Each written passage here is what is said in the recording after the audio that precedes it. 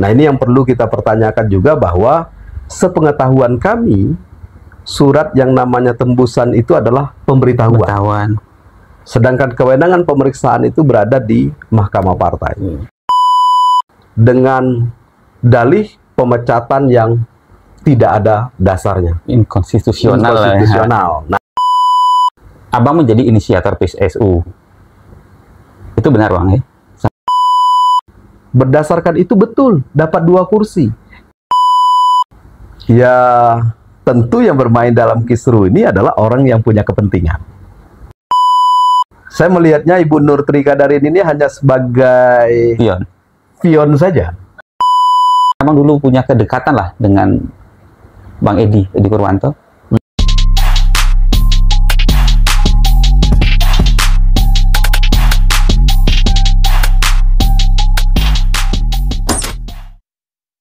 Assalamualaikum warahmatullahi wabarakatuh, sobat para tokoh, teman duduk.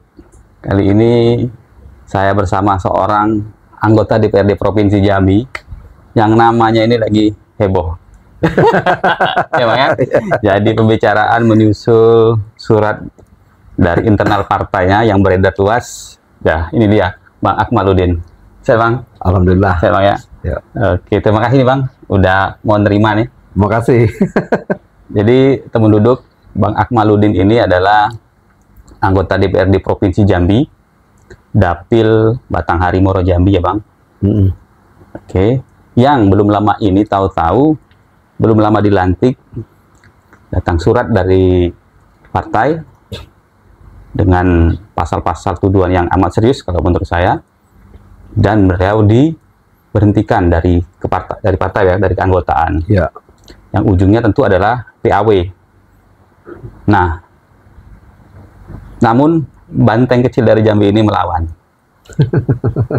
Ya, Bang. Nah, kita akan ngobrol-ngobrol seputar itu. Kali ini kita ngobrol politik. Bang, oke. Seperti apa Abang mengetahui, tahu-tahu ada surat yang masuk ke DPRD Provinsi Jambi, dan juga mungkin Abang terima terkait pemberhentian dari DPP, Bang? Baik. Assalamualaikum warahmatullahi wabarakatuh. Waalaikumsalam. Terima kasih kawan-kawan sekalian. Yang pertama tentu sebelum sampai kepada proses keluarnya surat pemecatan dari DPP partai, kita mau lihat dulu kronologis. Nah, itu yang penting, betul. Jadi yang pertama, pada tanggal 16 April 2024, Ibu Nur Trikadarini, yang notabene beliau adalah caleg nomor urut 1, anggota fraksi PDI Perjuangan juga 2019-2024, dan bendahara DPD partai, mengajukan sengketa perselisihan internal hasil pemilihan umum ke Mahkamah Partai. Dalam proses itu, kita pada tanggal 8 Juni 2024 menerima surat panggilan untuk bersidang di Mahkamah Partai. Yang mana kita lakukan waktu itu persidangan sesuai dengan undangan pada hari Senin tanggal 10 Juni 2024. Dalam proses itu, setelah hasil ini belum keluar, DPD PDI Perjuangan Provinsi Jambi juga menindaklanjuti rapat DPD PDI Perjuangan Provinsi Jambi tanggal 6 Juli 2024 dengan membentuk tim pemeriksa kode etik di DPD PDI Perjuangan Provinsi Jambi dengan dasar surat daripada pengaduan Ibu Nur Trikadarini tanggal 16 April 2024 ke Mahkamah Partai. Surat yang tadi pertama, Bang, surat yang pertama. Tetapi ada tembusannya ke DPD PDI Perjuangan. Atas dasar tembusan itulah DPD PDI Perjuangan Provinsi Jambi memeriksa. Nah, ini yang perlu kita pertanyakan juga, bahwa sepengetahuan kami, surat yang namanya tembusan itu adalah pemberitahuan. Sedangkan kewenangan pemeriksaan itu berada di Mahkamah Partai. Sedangkan hasil Mahkamah Partai belum turun. Sampai hari ini kita ketemu hasil persidangan di Mahkamah Internal Partai, kami belum menerima. Apa hasilnya? Hasilnya belum. Apakah hasilnya perselisihan itu diterima atau perselisihan itu tidak diterima? Kami belum terima. Kemudian tanggal 12 Agustus 2024, DPD PDI Perjuangan Provinsi Jambi mengirimkan rekomendasi ke DPP Partai. Oh, DPP Partai dulu, DPP Partai. Isinya? Yang tujuannya adalah ke Ketua Bidang Kehormatan Partai.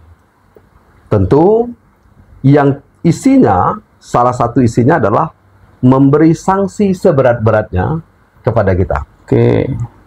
Nah, harusnya, idealnya, ini ada, karena ini terkait dengan kode etik, maka kita berdasarkan dengan anggaran dasar dan anggaran rumah tangga PDI Perjuangan, serta peraturan partai nomor 7 tahun 2019 tentang kode etik dan disiplin anggota partai PDI Perjuangan, yang berhak dan berwenang memeriksa itu adalah kode etik. Komite Etik dan Disiplin Partai yang hanya berada di DPP Partai. Sampai hari ini juga kita tidak pernah dipanggil, tidak pernah diberitahu, apalagi diperiksa di Komite Etik dan Disiplin Partai. Tanggal 28 Desember kita menerima surat pemecatan dari DPP Partai, yang mana konsiderannya itu adalah surat dari DPD PDI Perjuangan Provinsi Jambi. Padahal di dalam aturan anggaran dasar dan anggaran rumah tangga serta peraturan partai nomor 7, rekomendasi Komite Etik dan rekomendasi putusan Mahkamah Partai itu menjadi konsideran keputusan DPP Partai. Nah, ini tidak ada. Maka kalau di dalam putusan DPP yang kita terima itu tidak ada rekomendasi dari Komite Etik dan Disiplin Partai maupun dari Mahkamah Partai. Kemudian tanggal 11 Oktober 2024, DPD PDI Perjuangan Provinsi Jambi mengirim surat PAW ke DPRD Provinsi Jambi yang terpublish di media pada tanggal 13 Oktober 2024. Maka atas langkah-langkah itu, ketika 28 September kita menerima SK pemecatan dari DPP Partai, tanggal 30 September kita juga mengirim surat ke Mahkamah Partai terkait dengan perselisihan internal partai dengan dalih pemecatan yang tidak ada dasarnya. Inkonstitusional. Nah, atas dasar itu sampai hari ini juga belum ada proses dari Mahkamah Partai. Maka dengan sikap diamnya Mahkamah Partai, maka kita anggap ini adalah perbuatan melawan hukum. Maka tanggal 21 Oktober 2024 kemarin, kami mendaftarkan gugatan ke Pengadilan Negeri Jambi terkait dengan SK pemecatan ini. Yang mana yang menjadi tergugatnya adalah DPP Partai, Mahkamah Partai, DPD PDI Perjuangan Provinsi Jambi, dan turut tergugatnya adalah Ibu Nur Trika Darini. 4 itu Bang ya? Nah, itulah yang nomor registernya adalah 199 di Pengadilan Negeri Jambi. Itu kronologis. Kronologisnya. Bang, saya juga mau nanya juga ini yang terkait dengan pengaduan Abang ke kepada dia kan, dalam surat yang PAW itu kan ada beberapa tuduhan serius kepada Abang, kan? Penggelapan, penipuan, pengkhianat ke partai ya. Pengkhianat partai, menginisiasi PSU. Nah, ini kan sebenarnya bermula dari ketika pileg lalu Bang ya, PSU di 2 TPS ya Bang, di Kabupaten Batanghari ya. Betul. Nah, Bang, banyak cerita beredar bahwa Abang menjadi inisiator PSU. Itu benar Bang ya? Sampai situ perlu kita jelaskan. Nah, terkait dengan inisiator PSU, kita tidak pernah menjadi inisiator PSU di Kecamatan Muara Tembesi, khususnya di TPS 3 Desa Pelayangan dan TPS 4 Desa Sukaramai. Kenapa kita katakan seperti itu? Ini prosesnya itu murni temuan dari Panwas TPS. Oke, Panwas tempat, kemudian direkomendasikan oleh Panwascam Kecamatan Muara Tembesi ke Bawaslu Kabupaten Batanghari tanggal 16 Februari 2024. Artinya 2 hari setelah pemilihan. Pemilihan. Dan ketika itu Abang mungkin gimana? Sudah tahu hasil? Kita pun belum tahu hasil kalau 16 Februari itu. Baru 2 hari. Pemilihan tanggal 14. 15 itu rekomendasi dari Panwas TPS ke Panwascam sudah masuk. 16 itu Panwascam sudah ngirim surat ke Bawaslu Kabupaten.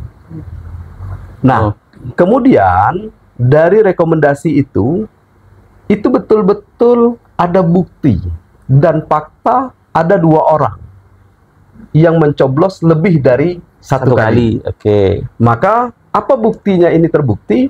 Ada putusan Pengadilan Negeri Batanghari yang menghukum 2 orang tersebut memang betul-betul bersalah. Nah, itu. Artinya ingin. Nah, kalau ini dikatakan inisiasi, menjadi inisiator, pertanyaannya adalah kembali kepada Bawaslu dan KPU yang bekerja tidak netral. Imbasnya adalah, ya, perlu dipertanyakan, imbasnya adalah PSU tanggal 24 Februari 2024 itu dianggap ilegal.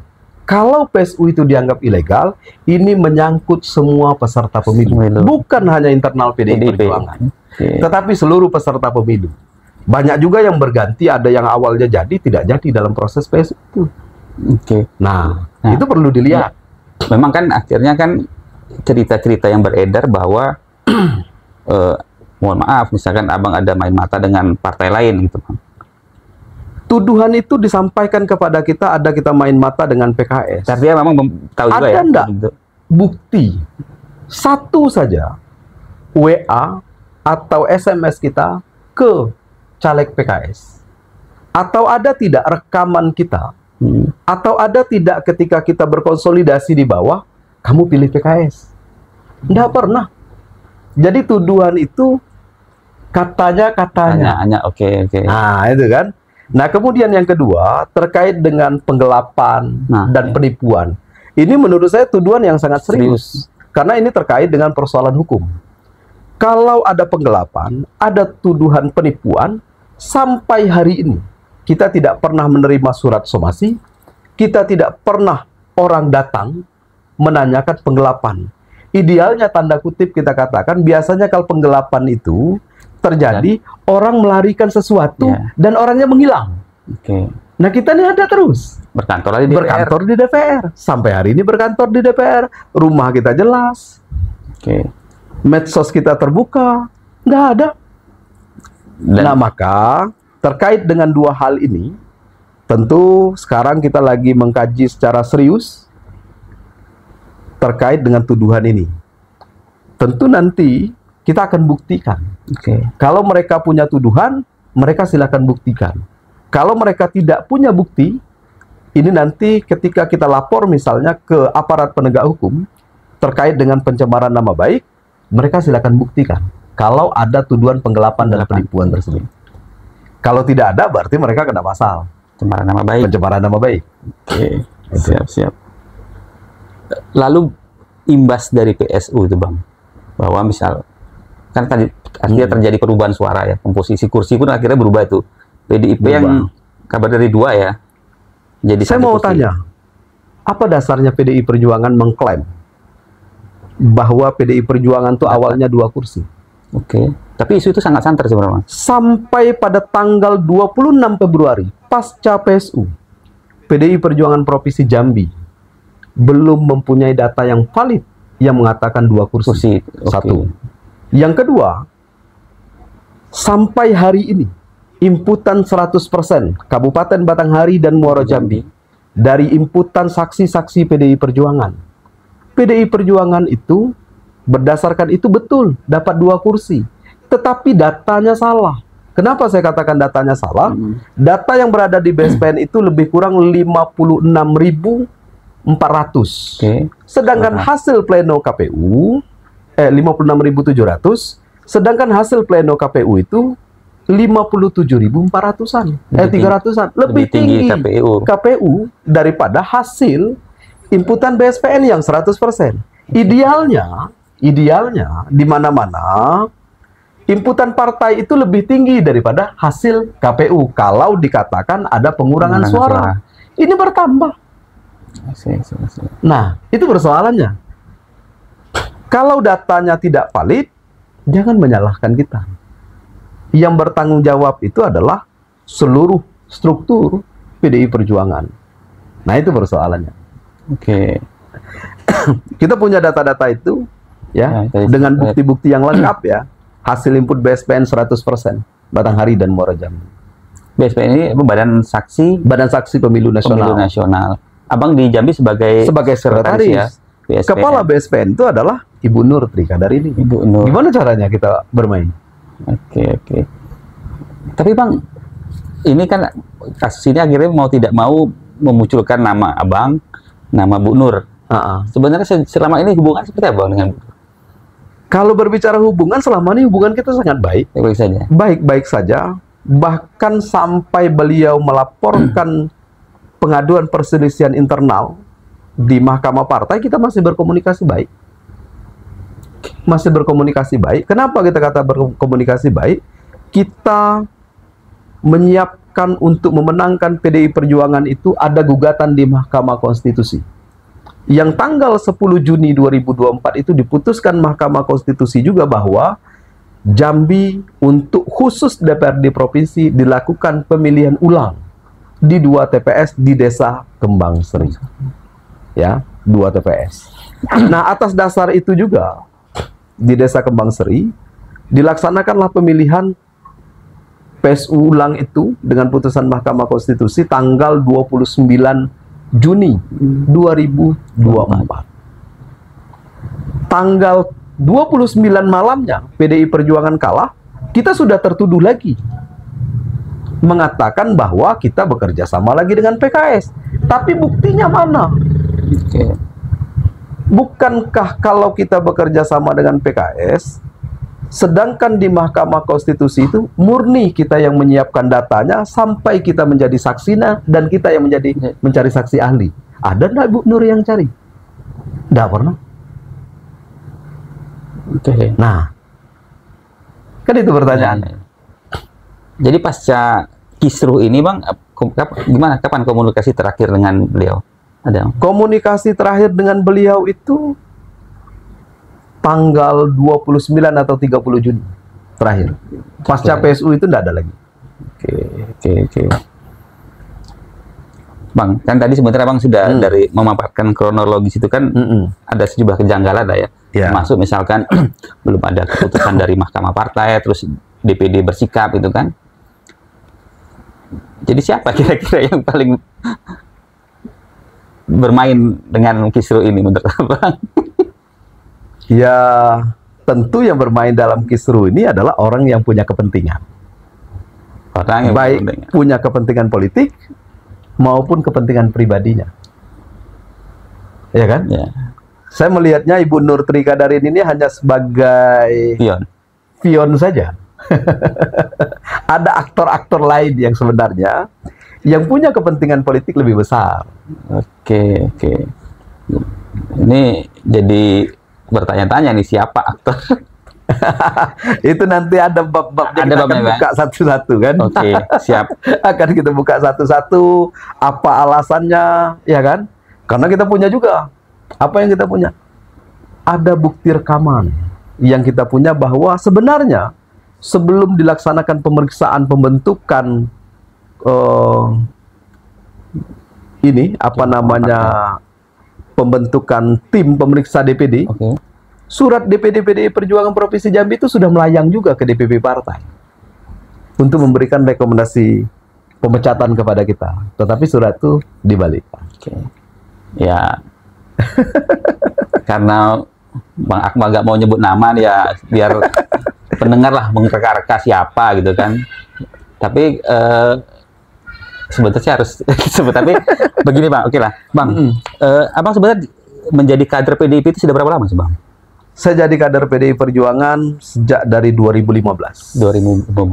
Jadi sampai hari ini 2024, berarti lebih kurang 9 tahun. 9 tahun. Jadi kader PDI Perjuangan. Apa kira-kira yang pasti yang kontribusi, kan tadi kayak tadi kan tuduhan serius tuh, penggelapan, apa, berkhianat ke partai. Tapi mungkin orang belum tahu juga apa sebenarnya kontribusi Abang mungkin ke PDIP. Banyak sih, tapi kita tidak perlu sebut lah. Yang hari ini yang dilihat oleh pengurus DPD PDI Perjuangan Provinsi Jambi terhadap kita tidak ada lebihnya di PDI Perjuangan. Kita tidak ada kontribusinya di PDI Perjuangan. Itu yang dilihat oleh DPD. Maka ketika orang sudah tidak senang dengan kita, sebaik-baik kita pun tetap dianggap jelek.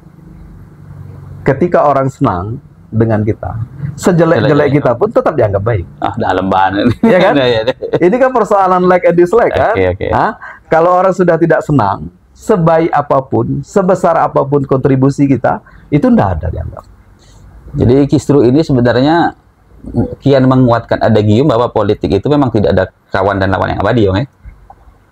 Itu biarlah adagium. Tetapi bagi kita berpolitik itu tetaplah ada kawan. Ya kan? Tidak semua harus diruntuhkan dengan urusan politik. Tidak semua harus diruntuhkan dengan syahwat pribadi politik. Ya kan? Persoalan tuduhan mengatakan kita, ada tuduhannya lagi yang mengatakan kita bahwa saya untuk menyingkirkan pengurus-pengurus DPD supaya tidak jadi, supaya menjadi wakil ketua DPRD Provinsi Jambi. Terlampau naif. Kenapa abang sadar juga ya bahwa suara-suara itu ada tuduhan? Ada. Bahkan sampai kita mengatur, katanya dapil 1, dapil 2, dapil 3, dapil 4, dapil 5 itu kita yang ngatur. Kalau kita bisa ngatur siapa yang jadi, siapa yang tidak jadi menjadi anggota DPRD provinsi, saya pastikan ya, sebuah DPRD Provinsi Jambi ini isinya itu PDI Perjuangan. Dengan catatan kalau saya menginginkan itu, tentu pengurus-pengurus yang punya potensi tidak kita jadikan. Kita jadikan saja orang-orang lain, tetapi jadi ketua DPR. Ya kan? Ini kan harus dilihat ke sana. Jangan dilihat dari satu sudut pandang saja. Ya kan? Nah itu kondisi fakta kan. Nah persoalan hari ini PDI Perjuangan Provinsi Jambi turun, itu fakta. Oh ya, itu turunnya sangat drastis, Bang, ya? Ya. Oke, kita mulailah dulu. Kita bedah satu-satu. Dapil Abang dulu lah ya. Batanghari Muaro Jambi ya. Dan Abang sebagai basisnya kan Batanghari. Batanghari itu malah naik, Bang. Batanghari naik. Dari 3 ke 4. Dengan situasi politik yang berada di Kabupaten Batanghari, itu luar biasa. Tidak ada perasaan saya di Provinsi Jambi ya, kabupaten-kabupaten lain yang naiknya drastis. Dari 4 kursi, P3 itu menjadi 9 kursi. Dengan Bupati Fadil. Bupati sebagai ketua DPW P3 Provinsi Jambi. Wakilnya. Kemudian, wakil bupatinya Nasdem. Nasdem pun naik. Nasdem pun naik, dari 4 menjadi 5 kursi. Wakil bupati. Partai yang naik selain 2 partai ini hanya PDI Perjuangan. Dari 3 menjadi 4 kursi. Itu PDIP di Batanghari. Naik. Muaro Jambi, Bang. Muaro Jambi faktanya hari ini turun. Dari 6 kursi turun menjadi 4 kursi. Tetapi perlu menjadi satu catatan. Apa catatannya? Kalau orang bilangnya turunnya 2 kursi. Kalau saya melihatnya enggak. Turunnya drastis.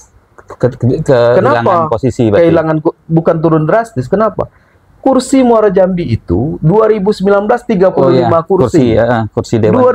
2024 itu 40 bertambah. Kursi. Hari ini turun. Jadi turun menjadi 4 kursi, berarti 10%. Kalau dulu 35 kursi dapat 6 kursi.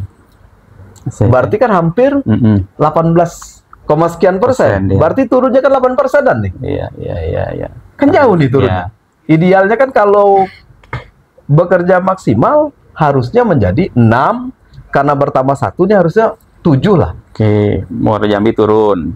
Sehingga jadi dari ketua DPR turun menjadi anggota biasa. Wakil pun tidak dapat. Wakil pun tidak dapat. Oke. Padahal di Muara Jambi yang menjadi ketua dan wakil itu hanya 5 kursi.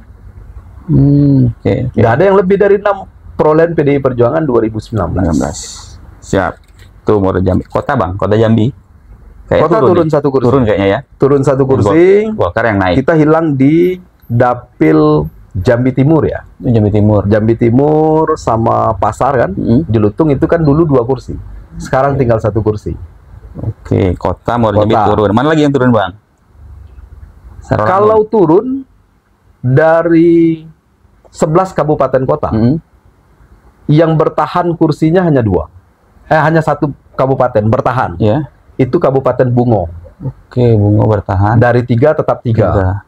Kemudian yang naik itu 2 kabupaten kota. 1 Batanghari dari 3 ke 4. Kemudian yang kedua Kota Sungai Penuh dari 1 menjadi 3.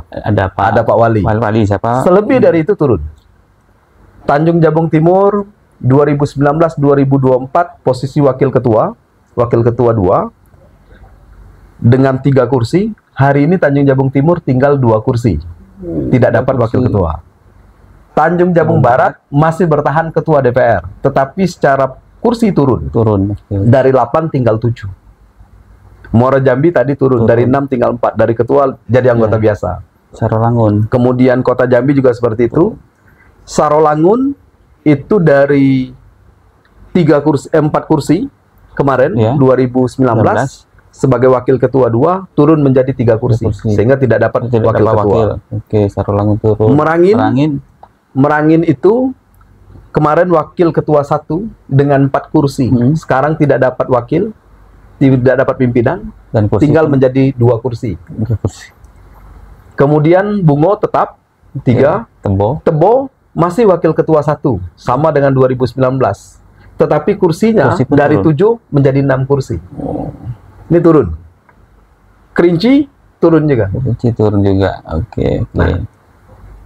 Apakah ini ada hubungan sebab akibat memang? Nah, itu biar nantilah. Persoalannya ada hubungan sebab akibat atau tidak, siapa yang bertanggung jawab ya? Pasti yang bertanggung jawab adalah struktural kepengurusan. Baik DPD, DPC, PAC, ranting dan kader-kader partai. Secara keseluruhan ini pasti ya bertanggung jawab bersama-sama, bukan ditimpakan pada satu orang. Dalam bukan ditimpakan pada satu orang. Bang, setelah kisru ini kan proses masih berproses. Masih berproses. Apa yang dalam waktu dekat mungkin akan Abang jalani terkait dengan sengketa ini, kisru ini, baik itu di internal? Kalau di internal sampai hari ini kita belum dapat kabar. Tetapi kalau di Pengadilan Negeri Jambi, insya Allah kita akan sidang perdana itu atau sidang pertama tanggal 4 November. Oh, sebentar lagi 2024, hari Senin depan. Senin depan ya, 4 November. Artinya seminggu lagi kita sidang pertama. Kalau di sana berdasarkan rancangan jadwal, putusannya tanggal 27 Januari.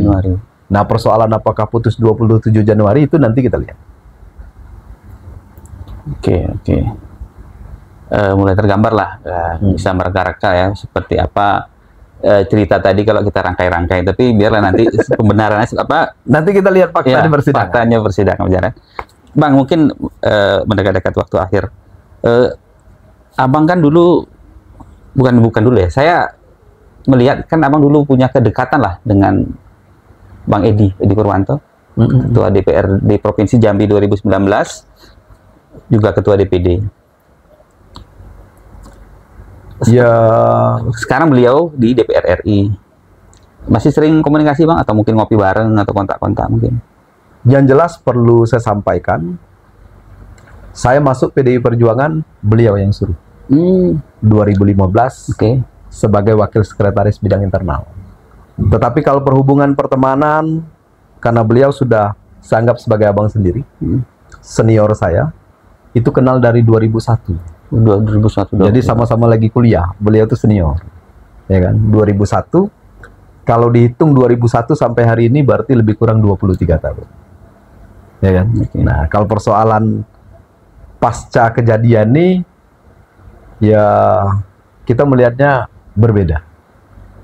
Ada hal yang berbeda di sini, ada hal yang miss. Mungkin perlu ngopi bareng nggak?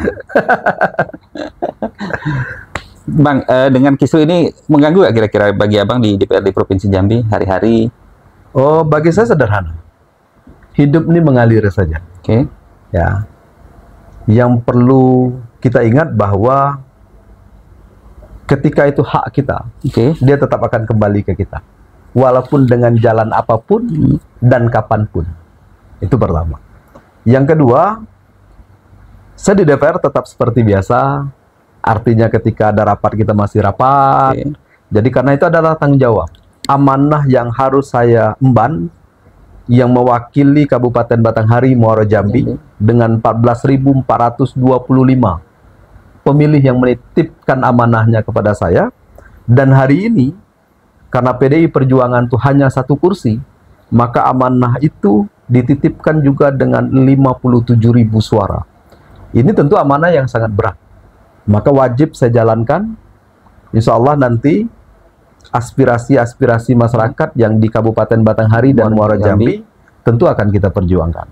Salah satu bentuknya nanti, karena jadwal kami di DPR sudah keluar, insya Allah nanti bulan November kita akan reses, kita akan jalankan reses. Kita akan menyapa konstituen, ya, menyapa konstituen seperti apa, itu akan kita sapa. Bang, mungkin terakhir lah, kalau dari yang cerita abang tadi, abang sampaikan fakta-fakta tadi kan, abang kan yakin ini bahwa memang abang sudah udah track nih, udah yakin lah, mantap ya kan. Apalagi tadi abang, saya kutip sedikit, apa yang sudah menjadi hak kita itu kan akan diperjuangkan. Nah, mana tahu seandainya tiba-tiba memang abang akhirnya harus kalah lah, Pak. Apa sih kalau abang? Kita masih meyakini sampai hari ini bahwa Pengadilan Negeri Jambi itu adalah proses yang baik. Ya. Maka kita tidak bisa mendahului itu. Si optimis. Dan proses ini kan masih panjang. Bener. Ya kan? Ya. Bisa selesai di Pengadilan Negeri, ada banding, habis banding ada kasasi, panjang. Itu periode. Dan ini kan masih prosesnya kan, kita akan lakukan juga langkah-langkah selanjutnya ya. Langkah-langkah selanjutnya termasuk tadi terkait tuduhan penggelapan dan penipuan, kita harus buktikan itu. Serius sekali itu. Iya kan? Buktikan itu. Gitu. Siap. Gitu. Yang paling akhir, apapun yang terjadi nanti, ada niat untuk pindah partai, Pak? Karena saya sayang dengan PDI Perjuangan, maka saya gugat. Sayang dengan PDI Perjuangan ya. Kalau persoalan partai sudah tidak menerima kita lagi nanti pada akhirnya, kita lihat lagi nanti. Ya kan? Sip. Karena belum sampai kemana. Kenapa kita katakan seperti itu? Karena saya di PDI Perjuangan ini berkader serius. Kenapa saya katakan berkader serius? Saya ikut PKD, pelatihan kader dasar, saya ikut pelatihan kader Madya, PKM, dan terakhir saya ikut pelatihan kader utama di Kinasi. Tahap-tahapan itu sudah dilewati. Jadi sudah kita lewati gitu. Maka proses-prosesnya sampai di partai, pernah menjadi ketua DPC Batanghari, sebagai sekretaris Badan Saksi Pemilu Nasional, dan dulu 2015 saya sebagai wakil sekretaris bidang internal PDI Perjuangan Provinsi Jambi, ya kan? Jadi kita maka kita mengkaji ini tadi adalah berdasarkan anggaran rumah tangga, anggaran dasar dan anggaran rumah tangga, kemudian peraturan partai. Ada 2 peraturan partai yang menaungi terkait dengan persoalan ini. Pertama, peraturan partai nomor 3 tahun 2019 tentang Mahkamah Partai. Yang kedua, peraturan nomor 7 tahun 2019 tentang kode etik dan disiplin anggota partai. Nah, jadi inilah 4 inilah yang dikaji. Apakah keluarnya surat pemecatan ini sesuai tidak dengan anggaran dasar dan anggaran rumah tangga serta peraturan partai. Itulah yang kita kaji. Karena kenapa kita katakan seperti itu? Saya ingat kata Bang Komarudin Watubun, ya, ini bukan gerombolan politik kita, tetapi organisasi politik. Kalau organisasi politik ada aturan-aturan, ada anggaran dasar, ada anggaran rumah tangga. Maka kalau kita lihat surat pemecatan saya dengan surat pemecatan Tia Ramania yang viral juga DPR RI, itu berbeda. Benar. Kalau Tiara Mania itu ada konsiderannya dari Mahkamah Partai, ada dari Komite Etik. Saya enggak ada. Nggak ada ya. Itu dia. Banteng kecil dari Jambi, dari Batanghari melawan emang ya. Ya artinya karena kita sayang dengan PDI Perjuangan, maka kita menganggap surat itu tidak prosedural, maka perlu dikoreksi. Siap. Oke, Bang, terima kasih nih. Terima kasih Artinya banyak. sudah bisa memberi pencerahan lah kepada pendengar, pada kita. Apa sih cerita di balik itu juga kan. Semoga bermanfaat. Saya Didi Rahmawan undur diri. Assalamualaikum warahmatullahi wabarakatuh. Waalaikumsalam warahmatullahi wabarakatuh.